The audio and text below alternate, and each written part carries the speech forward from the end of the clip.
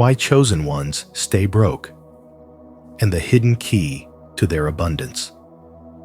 Until you make the unconscious conscious, it will direct your life, and you will call it fate. Carl Jung. Have you ever wondered why some of the most spiritually awakened souls struggle with abundance? On Spiritual Wisdom, we explore the hidden forces behind why chosen ones often stay broke, not because they lack worth, but because their journey demands inner alignment before outer prosperity. This video, Why Chosen Ones Stay Broke and the Hidden Key to Their Abundance, reveals how energy, mindset, and spiritual maturity intertwine in the dance between scarcity and divine flow. As you listen, ask yourself, are your beliefs expanding your reality or keeping you bound to limitation? Comment below your thoughts. What does abundance truly mean to you? 1. The financial struggle is a spiritual refusal, not a failure. Chosen ones don't struggle with money because they are lazy or incapable. Their struggle is born from a sacred resistance deep within their spirit. When their authenticity collides with the false expectations of society, a war ignites inside them. Their inner self cannot harmonize with the social mask they are asked to wear. The modern systems of earning, driven by manipulation, competition, and unconscious greed, feel like a betrayal of the soul's integrity. So their psyche refuses to play along. It's not financial failure, it's spiritual refusal. Their very being rejects anything that forces them to abandon their essence. The chosen one's resistance is a quiet act of rebellion, a refusal to sell their light for survival in a marketplace built on shadows. In truth, their so-called financial stuckness is a sacred initiation into higher awareness. Their soul understands that wealth without alignment leads to emptiness. So, life orchestrates pauses, delays that feel like stagnation, but are really moments of purification. The chosen one's higher consciousness protects them, creating discomfort to prevent them from becoming enslaved by the illusion of material success. Carl Jung called this inner conflict the war between the self and the persona, the eternal tension between what the soul truly is and what the world expects it to be. And until that tension finds harmony, abundance cannot fully flow. What looks like lack is actually the universe rearranging the chosen one's vibration to prepare them for wealth that matches their truth. Money itself is neutral. It merely amplifies the energy of the one who holds it. For the awakened soul, it is not money they reject, but the unconscious energy attached to it. They cannot bear to participate in systems where authenticity is replaced by manipulation, where truth is traded for image. This withdrawal is not weakness, it's spiritual self-preservation. The universe often isolates them to cleanse their energy field, to teach them that real abundance doesn't come from conformity, but from frequency. When their intentions, values, and vibration are purified, money becomes magnetized toward them naturally because it now recognizes a conscious steward rather than a desperate chaser. Jung once warned that what we resist persists. So, the chosen one's challenge is not to reject wealth, but to heal their relationship with it. The awakening begins when they stop seeing money as a symbol of corruption and start perceiving it as a vessel of consciousness. Wealth can serve the light just as powerfully as it serves the dark. It depends on who wields it. When the chosen one realizes that abundance is not a deviation from spirituality, but a dimension of it, everything shifts. Their psyche no longer views wealth as betrayal, but as balance, a sacred union between matter and spirit, between the divine within and the material world without. Their financial journey, then, is not punishment, but preparation. Every delay refines their vibration, teaching them how to hold energy without being possessed by it. They are being trained to manifest wealth that aligns with their purpose, not their fear. And once their energy is congruent with truth, abundance stops being a goal and becomes a natural state. In that moment, the chosen one learns the hidden key. Integrity is the real currency. Alignment is true wealth. And authenticity is the highest form of investment. When the soul and the material world vibrate together in harmony, prosperity ceases to be a pursuit. It becomes the inevitable result of spiritual awakening. Do you feel this truth in your soul? Comment with faith. I release lack and open my heart to divine abundance. 2. Childhood conditioning created a false link between worth and money. Many chosen ones carry a silent burden that began in childhood, when love was not freely given, but earned through pleasing others, performing well, or keeping peace in chaotic homes.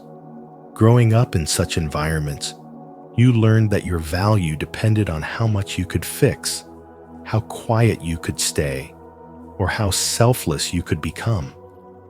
You played the role of the scapegoat, the healer, the peacemaker, each one teaching you to suppress your truth and to confuse exhaustion with goodness. This conditioning planted a false belief deep within your subconscious, that to be seen, to succeed, or to shine is dangerous.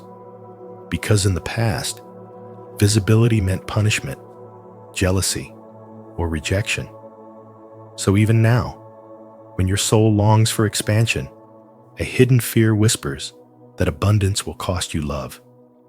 Carl Jung once said, "Until you make the unconscious conscious, it will direct your life and you will call it fate." This insight perfectly describes why many spiritually awakened individuals remain stuck in cycles of lack.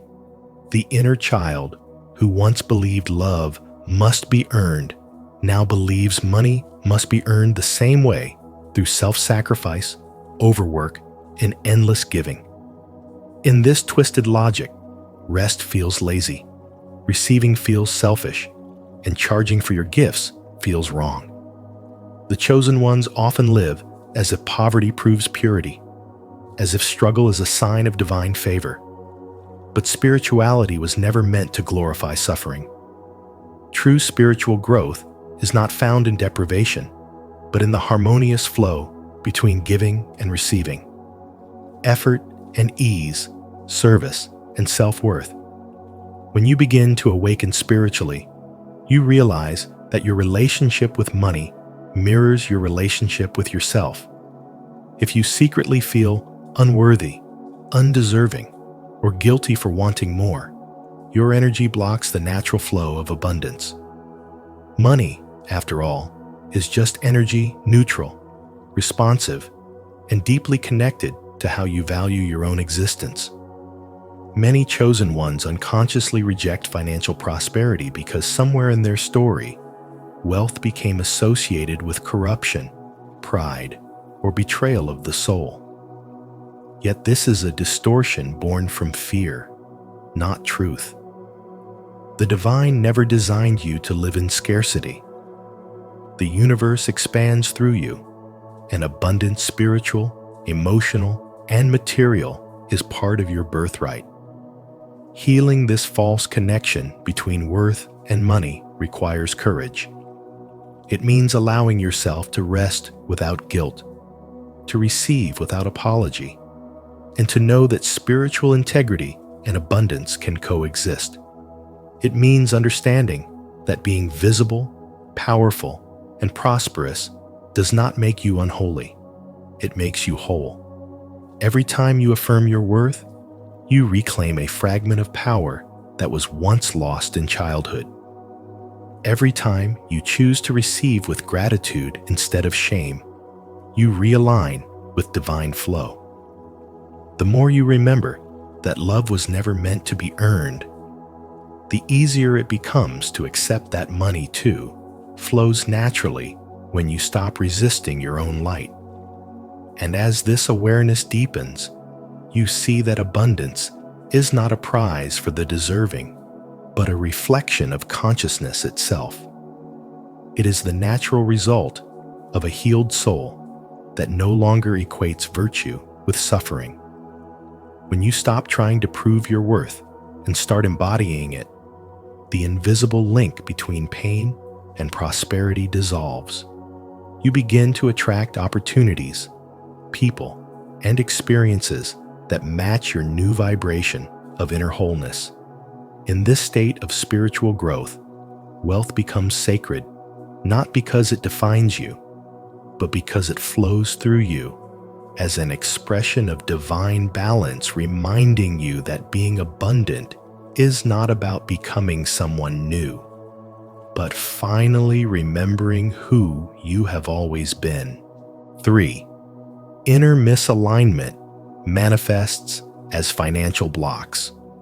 When your inner world is out of alignment with your true purpose, it begins to show up in your outer reality, especially through financial struggle. You might think it's just bad luck or poor timing, but as Carl Jung taught in his spiritual wisdom, the psyche has its own mysterious way of protecting you from betraying your authentic self. When you walk a path that isn't in harmony with who you really are, your unconscious mind rebels. It creates resistance, exhaustion, and invisible walls around your success. You may notice this as burnout, self-sabotage, or endless setbacks that seem to come out of nowhere. But these obstacles aren't punishments. They are spiritual interventions. They are signs that your higher self refuses to let you compromise your truth for survival. Your soul knows when your actions contradict your purpose, and instead of letting you climb a ladder that leads to emptiness, it blocks your progress until you realign with what truly matters.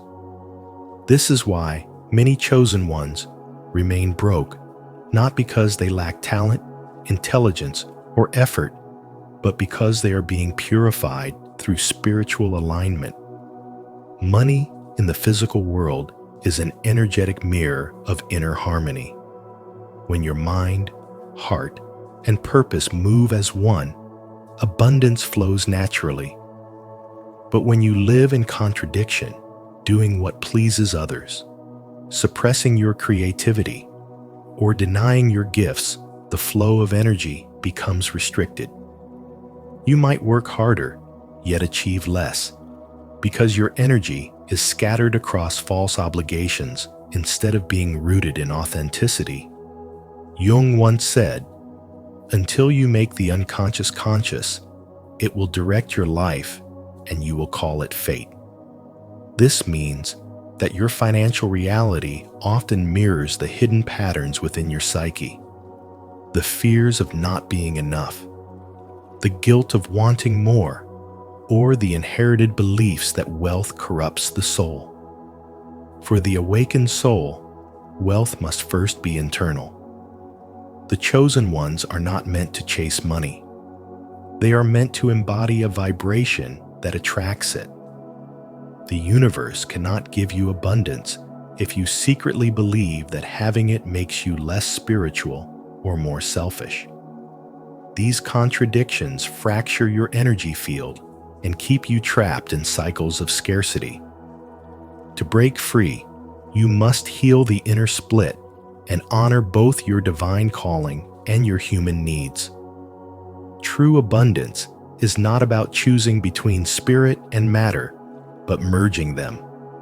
It is the realization that your spiritual mission deserves material support, that your gifts deserve compensation, and that service to others should never come at the cost of your own soul. Once you begin to align with who you truly are, when your work, words, and energy become extensions of your higher purpose, the block begins to dissolve. Opportunities appear where there were none.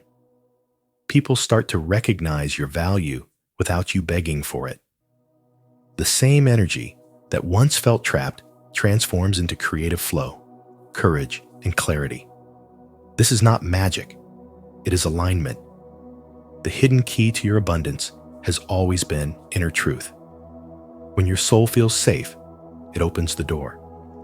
When your actions reflect your essence, the universe mirrors it with prosperity.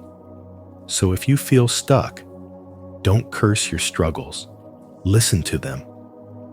They are sacred signals from your higher self, guiding you back to the path where your wealth, purpose, and peace coexist as one.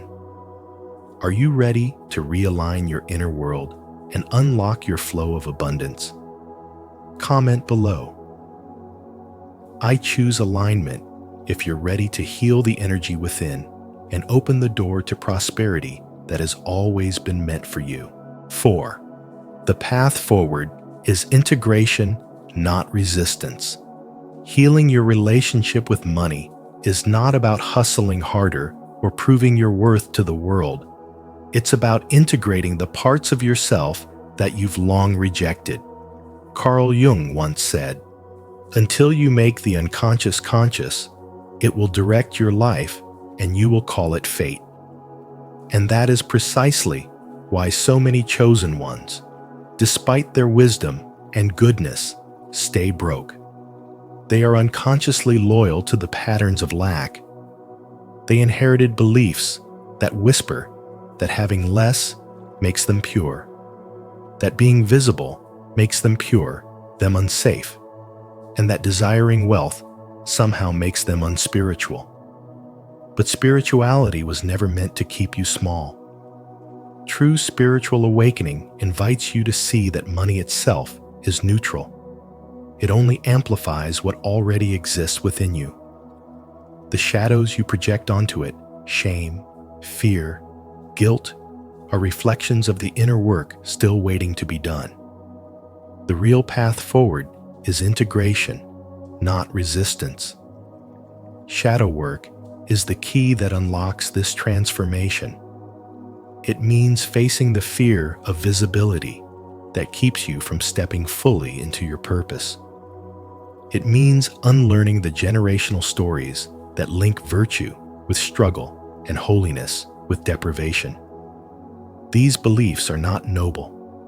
They are chains disguised as humility. The moment you stop rejecting wealth as something corrupting and instead see it as an energetic mirror, you begin to reclaim your power. You realize that abundance doesn't come from chasing external validation, but from aligning your inner world with truth, peace, and purpose. When your energy is clear, money becomes a natural extension of your spiritual alignment. To integrate means to separate your worth from your wage. Your value does not rise or fall with your income. It simply exists because you do. The chosen ones who master this truth understand that the universe responds not to effort alone, but to energetic congruence. You attract what resonates with your inner frequency, and that frequency expands when you stop letting shame dictate your financial story. Setting healthy boundaries is another act of spiritual self-respect. Say no to what drains your light, to jobs or people that pull you out of alignment, because every misaligned yes delays the abundance that truly belongs to you. The more you honor your truth, the more life compensates you with opportunities that feel peaceful, prosperous, and purposeful all at once. Abundance is not a number. It's a vibration. It is what happens when truth and peace coexist within your heart. You can have wealth without losing your soul, and serenity without sacrificing success. Soul-aligned work is the kind that makes you feel alive, and at peace is the sacred bridge between the material and the divine. When you serve from authenticity, you stop working for money and start co-creating with energy itself. The flow becomes effortless because you are no longer resisting who you are meant to be. The money you once chased begins to find you, not as a reward for labor, but as a reflection of wholeness. That is the secret Jung pointed toward: the integration of shadow and light, of spirit and self, of heaven and earth within you. And when that integration happens, abundance is no longer something you seek. It's something you naturally are. 5. Turn natural gifts into ethical, sustainable income. True wealth isn't born from the chase for money, but from aligning your spirituality with integrity and purpose. Many chosen ones stay broke not because they lack intelligence or talent, but because deep inside they carry a subconscious fear that earning money means betraying their spiritual growth. Yet this belief is an illusion. Money itself isn't evil. It's neutral energy that amplifies the consciousness behind it. If your intentions are pure and your purpose is to uplift, inspire, or heal, then abundance becomes a divine tool rather than a temptation. As Carl Jung once said, the privilege of a lifetime is to become who you truly are. And that includes allowing your authentic gifts to sustain you. Turning natural gifts into ethical, sustainable income means building work that reflects your values. Teaching, writing, researching, creating healing tools, or building educational platforms that heal rather than exploit. These are not ordinary jobs. They are sacred callings disguised as income streams, designed to help you serve humanity while staying aligned with your soul. For many awakened souls, guilt surrounds the act of receiving. They feel that accepting payment for spiritual or creative work somehow taints the purity of their purpose. But this guilt is the remnant of old conditioning, not truth. Money is simply the echo of energy you've shared. It flows back to you as a mirror of the value you've given. Spirituality doesn't ask you to reject wealth. It asks you to approach it with consciousness. When your work is born from love, awareness, and contribution, earning becomes an act of sacred reciprocity. Spiritual growth is learning how to circulate energy with integrity, understanding that giving and receiving are two sides of the same divine rhythm. You don't have to choose between service and success, between humility and prosperity. You can live in harmony with both when your heart leads the way. Carl Jung taught, until you make the unconscious conscious, it will direct your life and you will call it fate. The unconscious fear of abundance often comes from inherited beliefs, ancestral vows of poverty, early teachings that equated wealth with corruption, or past experiences where power was misused. But awakening means dissolving these inner walls and realizing that the material world is not separate from the spiritual one. True spirituality is not escape, it is integration. To grow spiritually is to learn how to bring light into the physical world, to bless your work, your finances, your creations with higher awareness.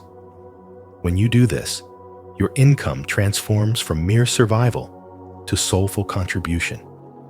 So, dear listener, remember that your divine gifts were never meant to stay hidden or undervalued. They are seeds of abundance waiting to be nurtured through purpose-driven action. Every time you teach from your heart, write words that uplift, design something that heals, or create content that inspires, You are participating in the sacred exchange of energy. You are reminding the world that spirituality and abundance can coexist beautifully when aligned with truth. Let your work be your prayer. Your income be your reflection of divine trust. And your success be proof that integrity and prosperity can grow together. This is the hidden key to abundance, when your outer wealth becomes the echo of your inner wholeness. Stay connected with our spiritual wisdom community by subscribing to the channel. Here, we explore how spirituality and self-awareness can help you transform your divine gifts into ethical, sustainable abundance. 6. Redefine success. Money as exchange, not validation. True spiritual wisdom begins with redefining success itself. Most people chase money as a symbol of validation, proof that they are good enough, smart enough, or worthy of being loved. But as Carl Jung once said, until you make the unconscious conscious, it will direct your life and you will call it fate. The real reason many chosen ones stay broke is not because they lack intelligence or talent, but because deep inside they associate wealth with danger, corruption, or loss of purity. Their spiritual awakening has taught them to reject superficial success, yet they forget that money is not evil.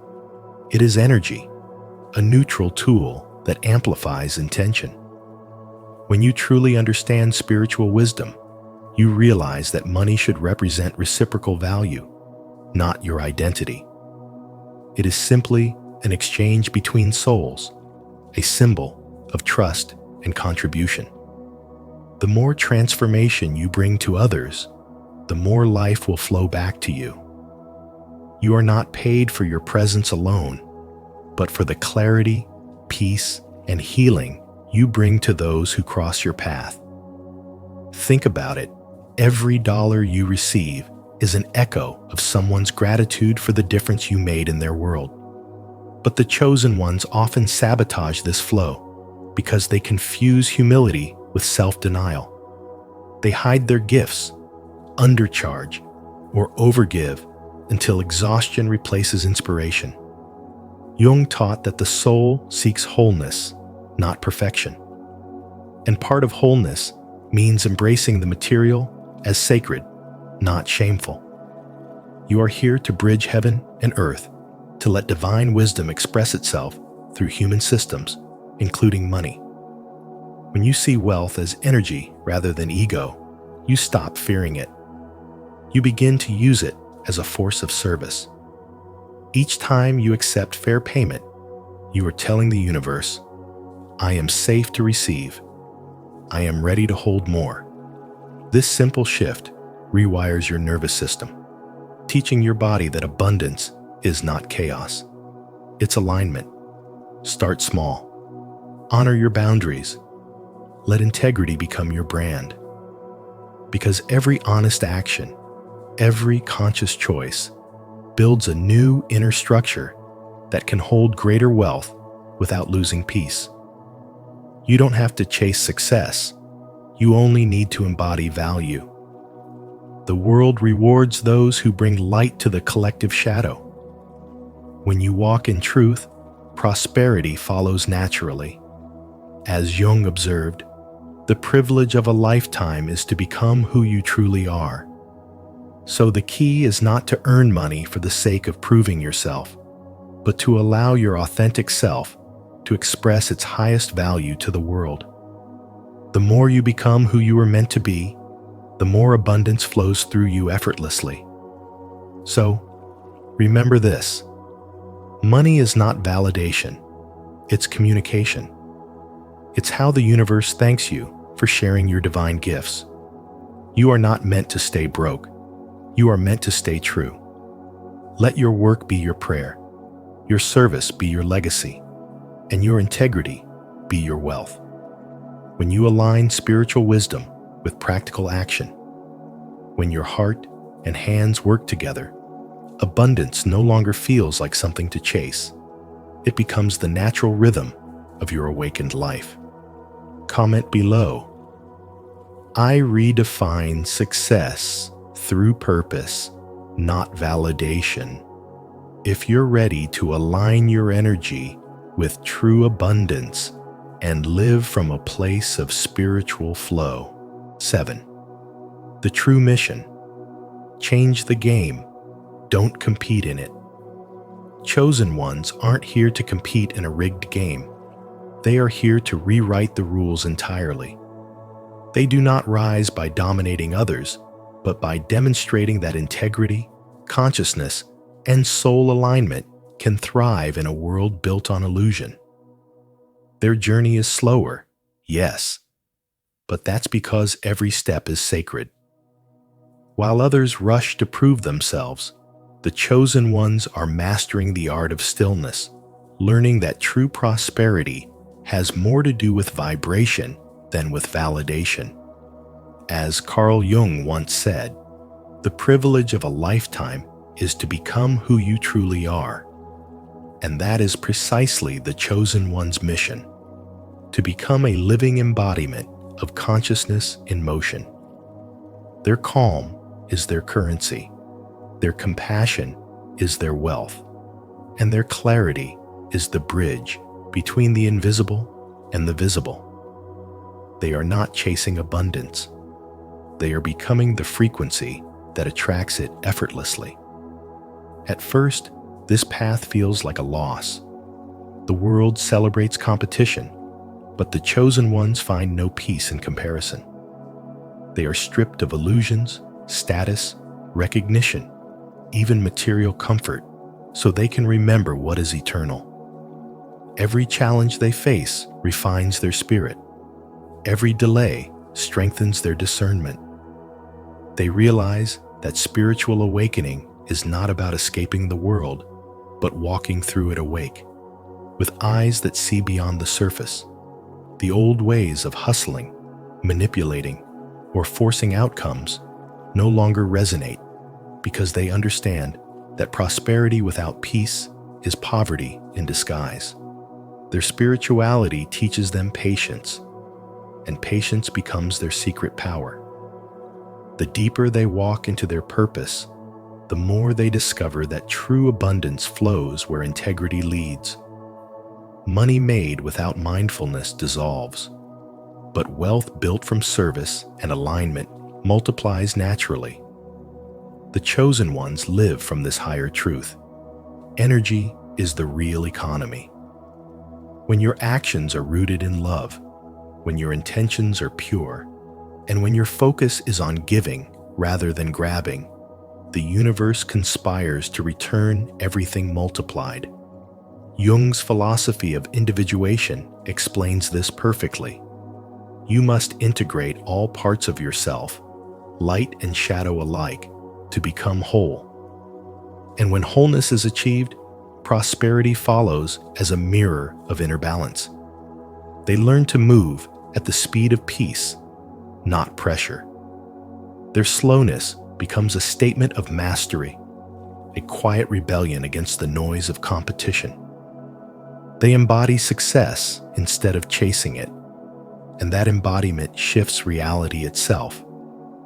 They stop fighting for a place at someone else's table and begin building their own, inviting others to taste authenticity.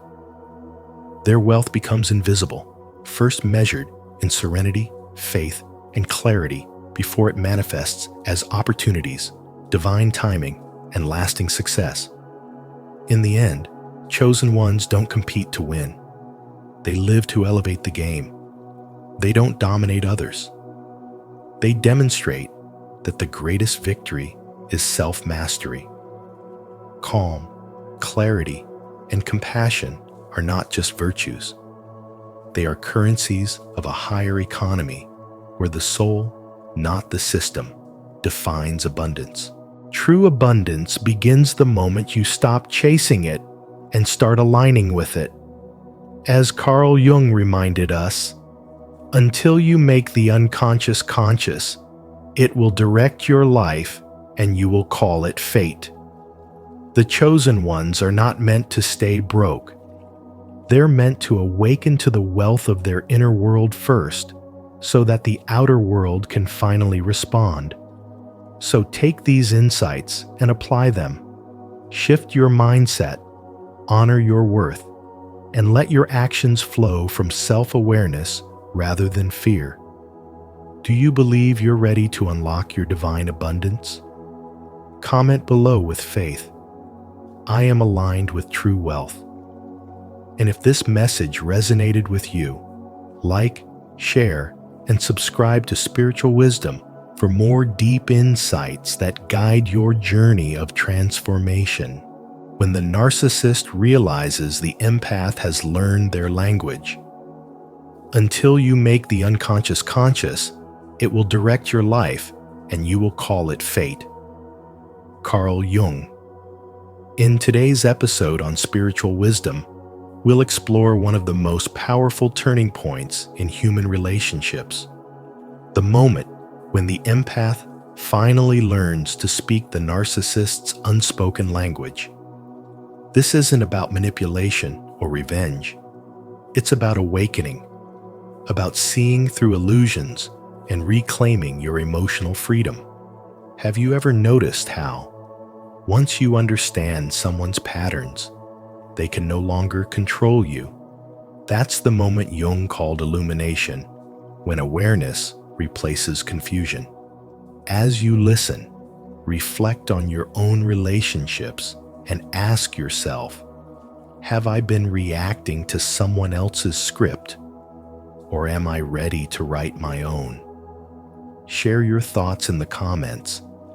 Your insight may be the very key that helps another empath awaken. 1. The moment of awakening. When an empath begins to understand the narcissist's psychological language, their patterns of manipulation, emotional control, and unspoken strategies, a profound shift takes place. The balance of power begins to crumble, and the game that once kept the empath trapped starts to dissolve under the light of awareness.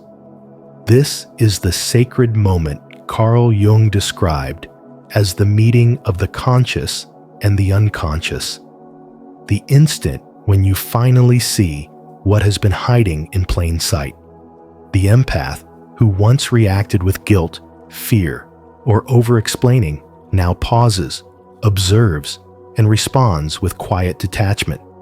That silence, the very silence the narcissist once used as a weapon, becomes the empath's new strength, an act of spiritual rebellion that says, I see you, but I no longer serve your illusion. This is the moment of awakening, where spirituality and psychology merge into one powerful realization. You can't heal someone who benefits from keeping you confused. The empath, once ruled by compassion without discernment, begins to embody conscious empathy, an empathy rooted in truth, not fantasy. You start to recognize that every guilt trip is a mirror reflecting your own unhealed need for approval. Every charm offensive is a test of your inner boundaries. Every silent treatment is an invitation to return to your own inner peace. The narcissist's tactics don't vanish, but they lose their potency because your energy no longer feeds the cycle. This is not revenge, it's liberation. Jung called it individuation, the process of becoming whole by integrating your shadow, your pain, and your light into one unshakable presence. And yet, this shift is not without turbulence. When the narcissist senses that their control is slipping, they often escalate using emotional chaos as a last attempt to pull you back into the web. They may provoke, manipulate, or withdraw entirely, hoping your old fears will resurface. But something in you has changed. You no longer seek validation in the storm. You have found it in stillness. What once felt like punishment now feels like proof of your growth. This is the essence of spiritual awakening, not the absence of darkness, but the mastery of how to stand in your light without needing to extinguish anyone else's. Through this new lens, the empath begins to see energy as it truly is: vibrational, transparent, and interconnected. You realize that what you once mistook for love was often control disguised as affection, and what you once offered as healing was actually self-sacrifice born from a wound. True spirituality teaches discernment, to love without losing yourself, to forgive without re-entering harm, to hold compassion without becoming someone's emotional host. You stop chasing closure from people incapable of honesty because your inner clarity becomes the closure. You stop explaining your worth to those addicted to power because your calm presence now speaks louder than any defense. The narcissist, faced with this transformation, is left standing before a mirror they can no longer manipulate. The empath they once drained has become self-contained, radiating an energy too balanced to exploit. Their usual tactics of blame, projection, and flattery no longer land because consciousness cannot be deceived. This is not the empath's revenge, but their resurrection. The energy that once spiraled in confusion now flows upward in awareness. The empath's frequency rises, and with it, the illusion of control shatters completely. What remains is a quiet sovereignty, a peace so deep that it becomes untouchable. This is the higher truth of spirituality. When awareness expands, manipulation dissolves, and the awakened empath no longer reacts. They simply exist in truth, radiant, free, and beyond the reach of shadow. Have you ever recognized the exact moment your soul woke up, when you finally saw through manipulation and chose your peace instead? If you have, share your story in the comments below to inspire others on this path of awakening. If not, comment, "I'm ready to awaken," and let this be the moment you step into your own power. 2. Manipulation as control of inner territory. Carl Jung revealed that the narcissist's communication is never about intimacy. It's about power. Their charm, their silence, their sudden bursts of anger are not spontaneous emotions, but strategic tools designed to invade and dominate the empath's inner territory. They study your responses, mirror your emotions, and manipulate your compassion until it becomes a leash around your soul. The empath, by nature, wants to heal and understand, but this very instinct becomes the narcissist's playground. Every gesture, every word, every silence from them is a means of control, a way to make you question your own worth, doubt your own memory, and slowly surrender your sense of reality. Yet there comes a sacred turning point in spirituality and spiritual growth the moment the empath awakens. When you finally recognize that their patterns are mechanical, not personal, you step outside the game. You begin to see their manipulation as a reflection of their own emptiness, not your inadequacy. Their charm no longer enchants, their silence no longer intimidates, and their rage no longer defines the rhythm of your heart. When you reach this level of awareness, you start to see their behavior as a system, predictable and repetitive, lacking the depth it once seemed to have. You realize that they don't want connection, they want control. Their compliments are currency, their affection is a transaction, and their pain is a weapon. But once your perception sharpens, you stop reacting. You stop explaining yourself. You stop needing to prove your purity to someone who profits from your guilt. This is the first breath of freedom, the awakening of your inner authority. Jung described this as individuation, the process of becoming whole by withdrawing your energy from the illusions of others. You begin to master the art of inner neutrality, the ability to stay calm even when provoked. This calmness is not weakness, it's sovereignty. It confuses the narcissist because their entire identity relies on reaction. When you refuse to play their emotional game, their control dissolves like smoke.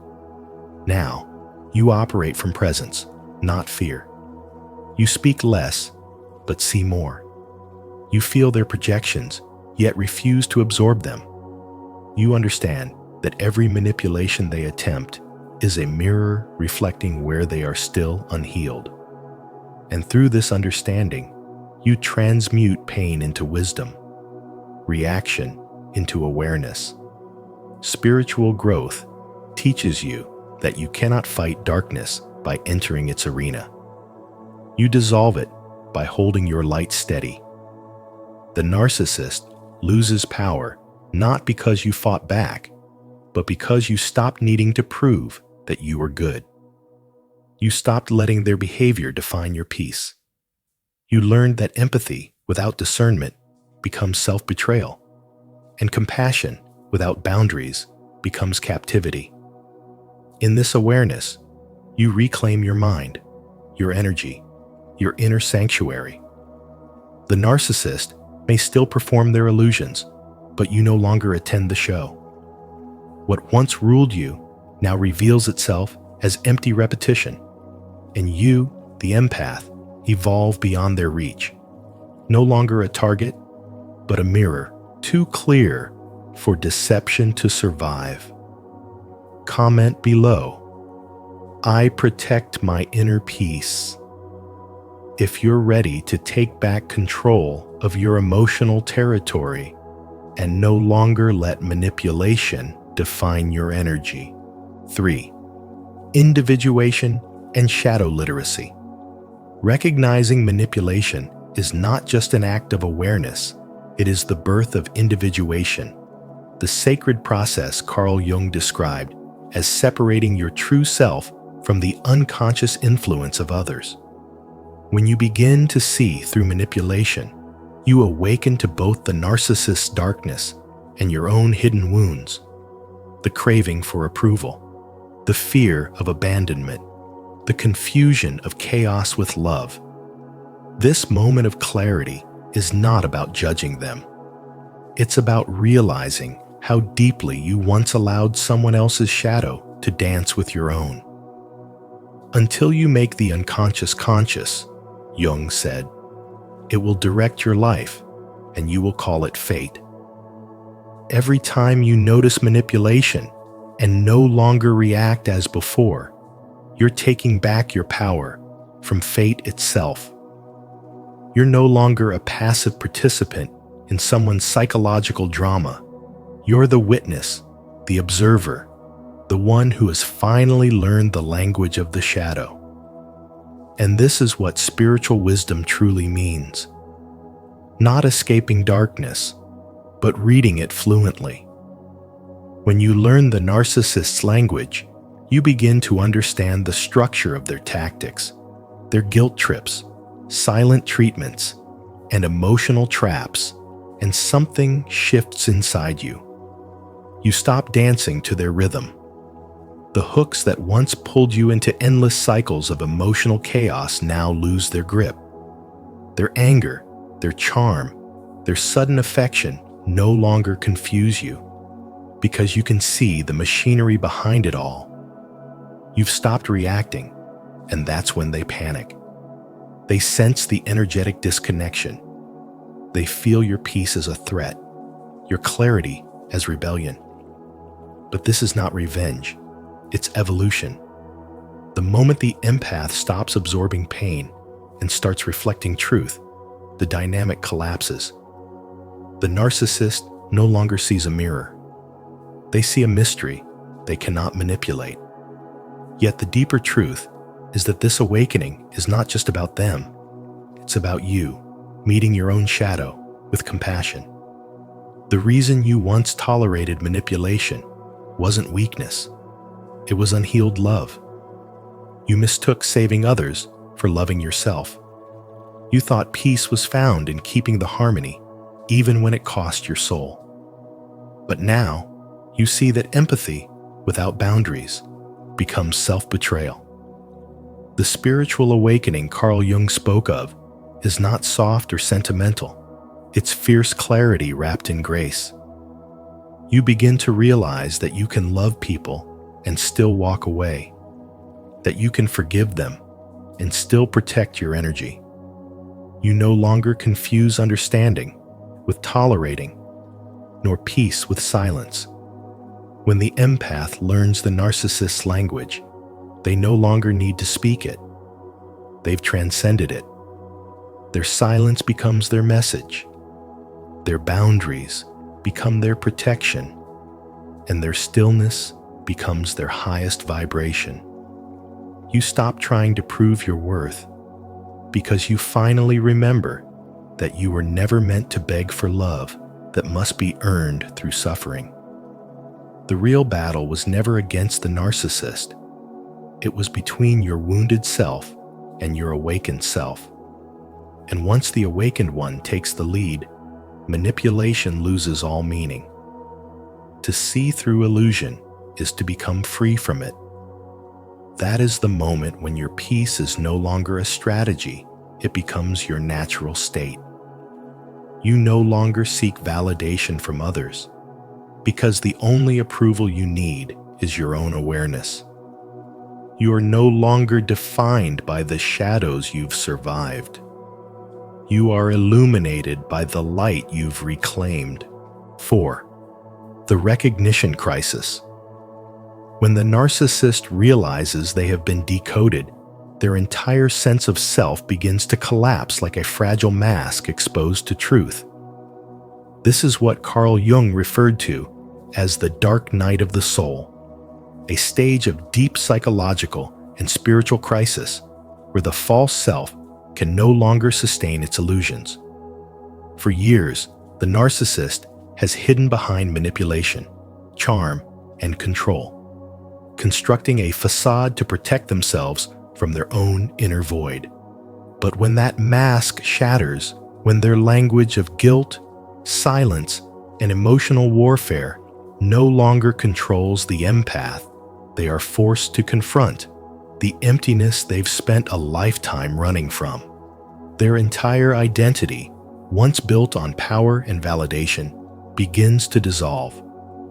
What follows is not just emotional chaos, but a spiritual reckoning, where shame and suppressed wounds rise from the depths of the unconscious, demanding to be seen.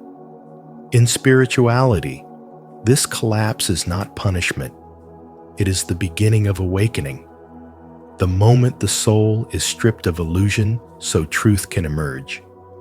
In that moment of exposure, the narcissist feels an unbearable tension between who they pretend to be and who they truly are.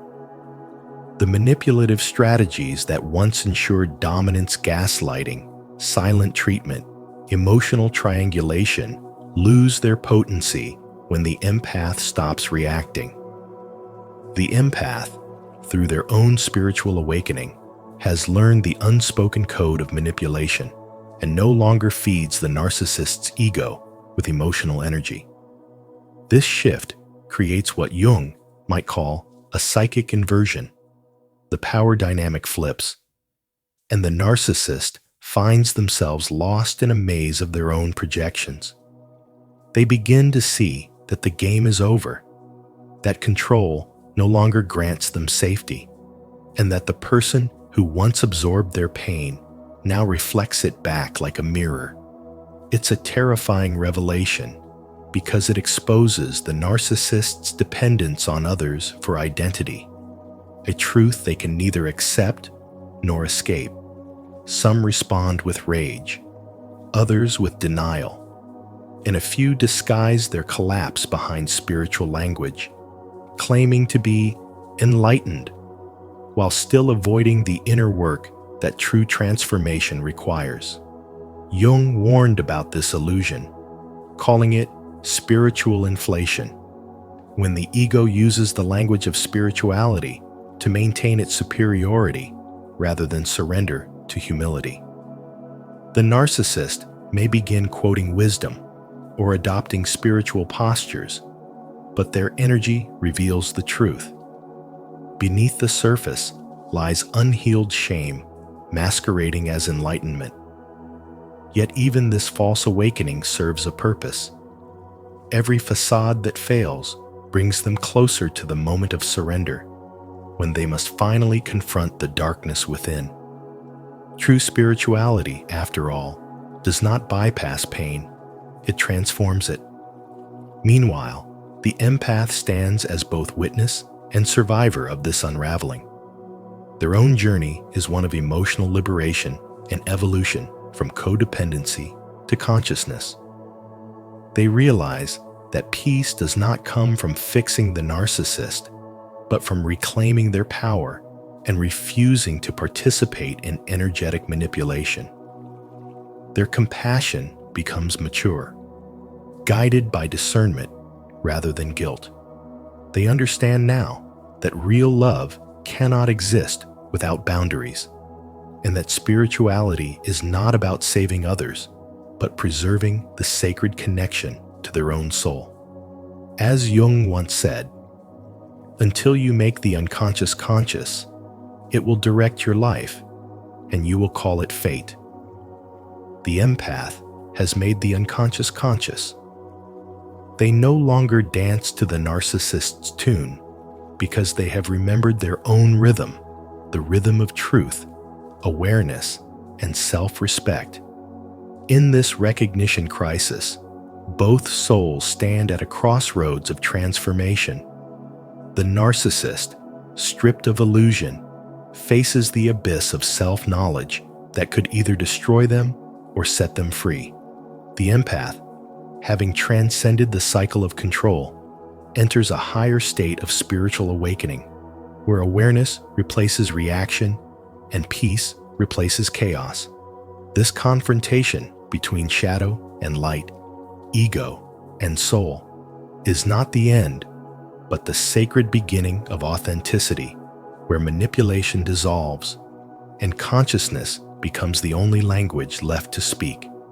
Don't forget to subscribe to Spiritual Wisdom for more insights on mastering emotional awareness and understanding the hidden psychology behind human behavior. 5. The dark mirror temptation. As the empath begins to awaken, there comes a powerful temptation hidden within the shadows.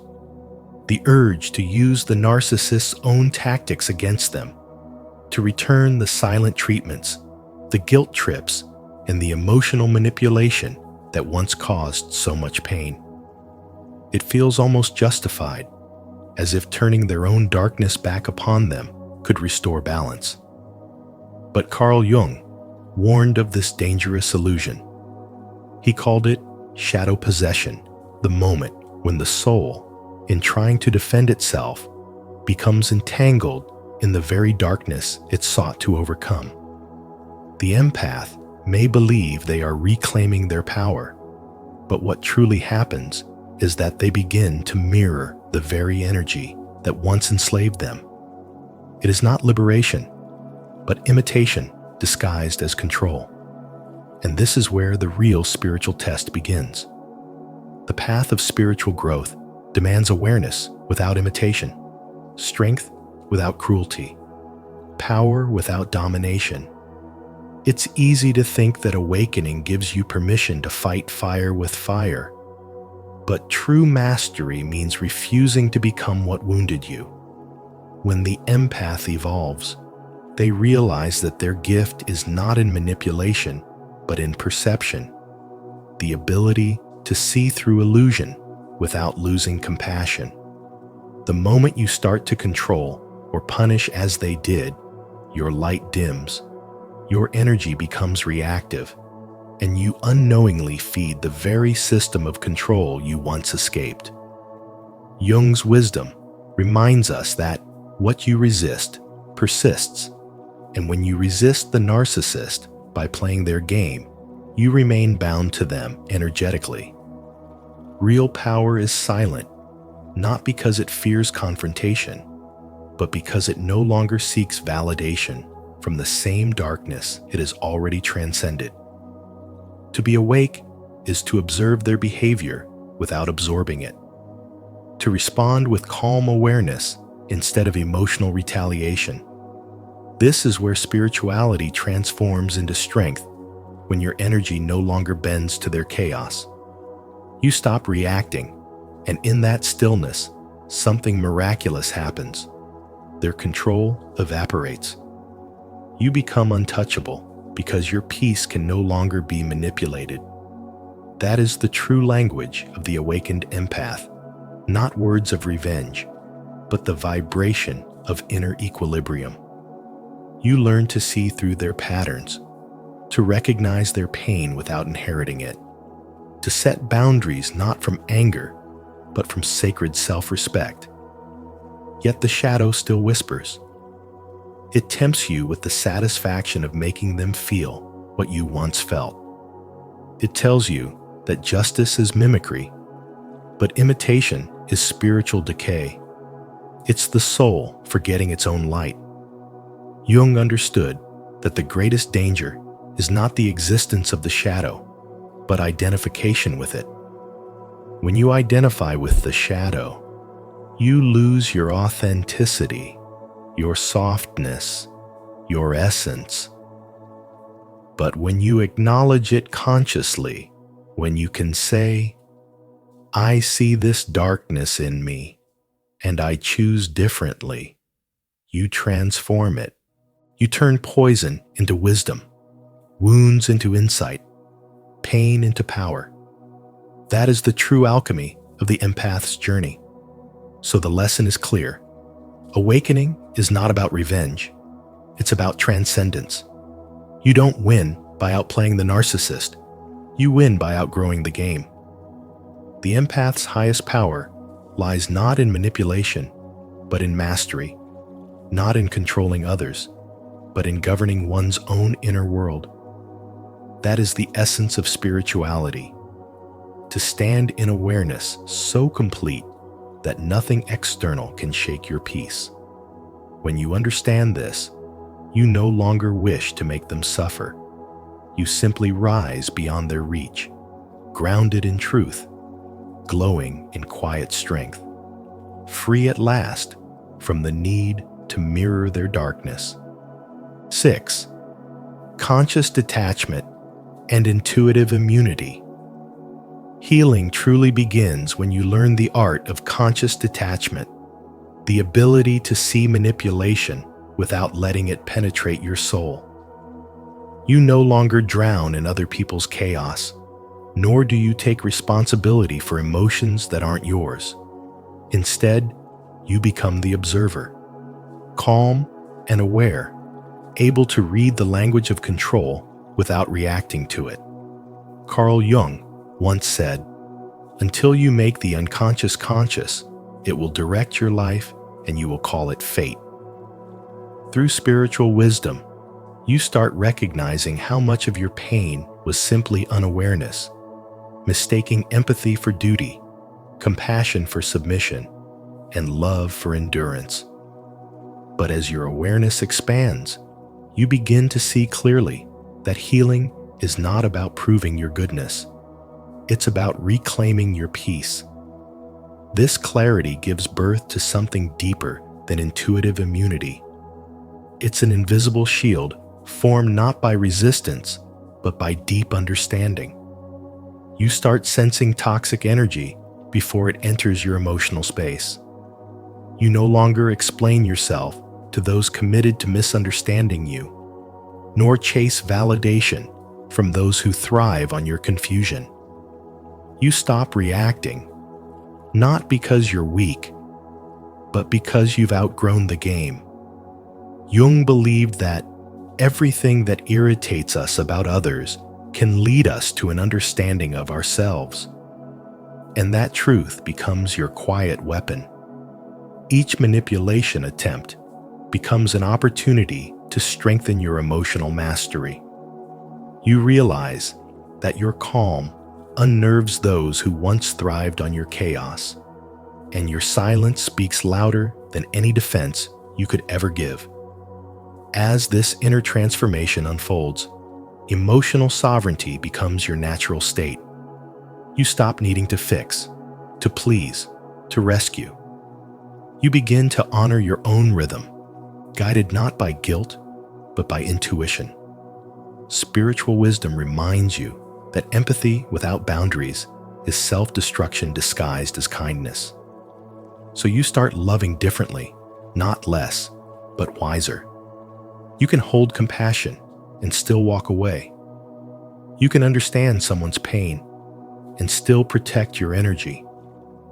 You no longer confuse endurance with loyalty. You have learned that peace is not avoidance. It is presence without attachment. And when a narcissist realizes you've learned their language, something profound happens. Their tactics lose power because your consciousness no longer feeds their illusion. You see through their charm, their guilt trips, their emotional bait, and instead of reacting, you simply detach with grace. They speak in manipulation. You respond with silence. They seek drama. You offer stillness. Jung called this the process of individuation, the moment when you integrate shadow and light, no longer defined by projection or fear. You become your own source of validation, no longer swayed by emotional storms around you.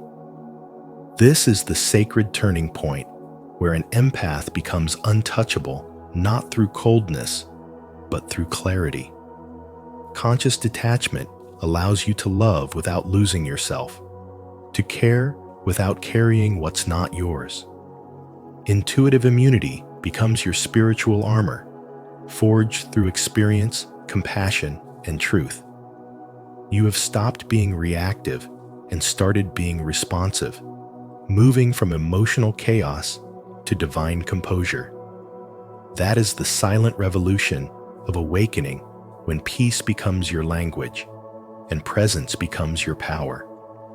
If you've reached this point, it means you're learning the power of conscious detachment. Comment below, "I'm centered," to affirm your emotional freedom, and don't forget to subscribe for more Carl Jung inspired spiritual wisdom to strengthen your intuitive immunity. 7. Healing and relearning authentic connection. The empath's true healing begins when he starts to unlearn the very strategies that once kept him alive. The constant hypervigilance, the people-pleasing, the quiet anticipation of someone else's moods. These patterns were armor once, but now they are chains. And in the journey of spirituality and spiritual awakening, freedom begins when you no longer confuse survival with love. Carl Jung once said, "Until you make the unconscious conscious, it will direct your life and you will call it fate." This truth echoes deeply for the empath, who has spent a lifetime navigating chaos as if it were normal. When you stop trying to manage everyone's emotions and finally face your own, you begin to speak a new emotional language, one built on honesty, vulnerability, and mutual respect. It feels strange at first, because peace feels unnatural after so many years of internal storms. Yet it is in this strangeness that transformation takes root. As you begin to heal, something inside you resists. The silence feels heavy. The calm feels suspicious, and your nervous system searches for the familiar turbulence it once called home. You may even crave conflict because peace feels too still. But this discomfort is sacred. It is the body learning that safety does not mean danger is coming, and that love does not have to hurt. In this space, your spirit begins to remember its natural rhythm. Slow, grounded, steady. The constant scanning for danger fades, And instead of reading others to survive, you start listening to yourself to live. That is the beginning of authentic connection, not built on fear, but on presence. In this stage, spirituality stops being an idea and becomes an experience. You start to notice that true love requires no performance, no rescuing, no sacrifice of self. The empath who once carried the world on his shoulders learns that peace is not emptiness. It is power. The more you honor your truth, the more your relationships change. Some people fall away from those who needed your chaos to feel significant, but in their place come connections rooted in equality and respect. Jung called this process individuation, the integration of shadow and light. The moment when you stop chasing validation and begin living from your own center.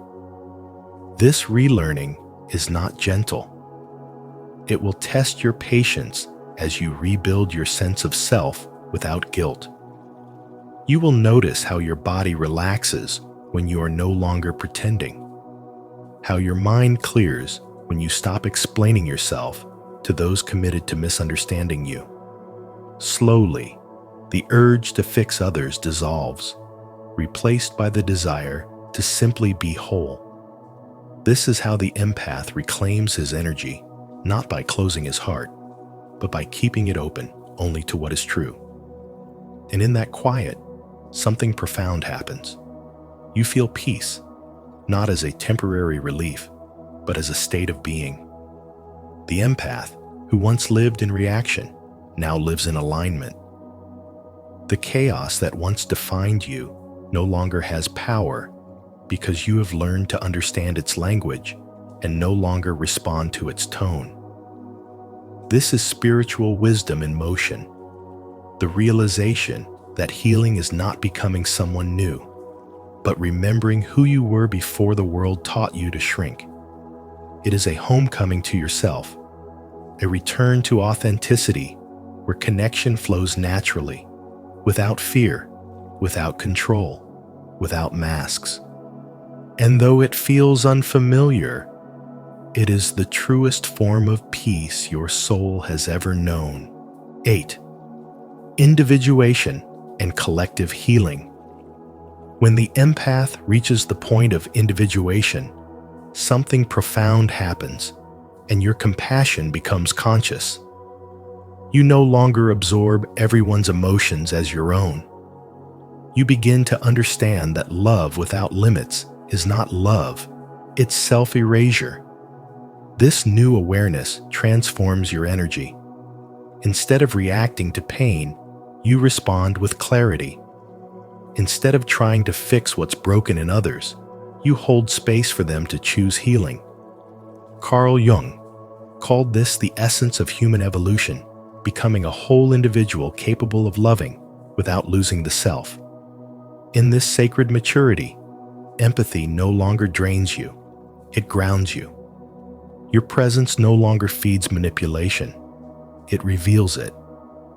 You start attracting people who respect your energy, who meet you where you stand, not those who feed off your light. This is spirituality in action learning, that compassion is not about suffering with others, but shining in front of them so they can find their way. As you embody conscious empathy, your nervous system softens, your inner world steadies, and your voice returns. The anxious need to explain, to fix, to be understood begins to fade. You start hearing your authentic voice again, the one that was buried under guilt, noise, and people-pleasing. The old hooks that used to pull you into others' chaos lose their power. You are no longer reactive. You are rooted. This is the subtle but powerful shift from survival to sovereignty, from confusion to conscious choice. Jung saw this as a turning point in the collective psyche, where humanity evolves not by dominance, but by awareness, not by manipulation, but by authenticity. You realize that freedom isn't found in controlling others. It's found in outgrowing the need to. And as your inner world transforms, the outer world responds. Your peace becomes magnetic. Your silence becomes your statement. And your energy begins to filter who can truly walk beside you. Those who cannot match your frequency fall away, not because of rejection, but because resonance no longer allows distortion to stay. Every boundary you hold is a declaration of self-respect, and every act of self-respect ripples outward, teaching others how to love without control. This is how individual healing becomes collective healing. Your example shows that it's possible to be soft yet strong, kind yet firm, spiritual yet discerning. True spirituality is not escape, it is embodiment. It is the art of returning to yourself so deeply that your very presence becomes medicine for the world. In this awareness, manipulation no longer tempts you, validation no longer defines you, and chaos no longer fascinates you. You are free, not because you've mastered the game, but because you've stepped outside of it. You've remembered your authentic rhythm. You live not to please, but to align. You love not to earn, but to express. That is the real victory. The moment when empathy matures into wisdom, when compassion gains backbone, and when the soul finally remembers its own sacred language. That is spiritual growth in its truest form, the awakening that teaches you that the most powerful healing begins when you stop trying to save others and start embodying the wholeness that saves the world through you. When an empath learns to see through manipulation, something profound happens. Peace replaces reaction. Awareness replaces confusion. As Carl Jung said, until you make the unconscious conscious, it will direct your life and you will call it fate. The moment you recognize the patterns, you reclaim your power. Let this be your reminder that healing doesn't mean hardening. It means learning the language of truth. So, in your daily life, notice what energy you respond to and choose presence over reaction. Have you ever experienced that moment when someone's control no longer works on you? Share your thoughts in the comments. Your story might awaken someone else's light. And if this message from spiritual wisdom spoke to your soul, don't forget to like, subscribe, and keep walking your path of awareness and inner strength.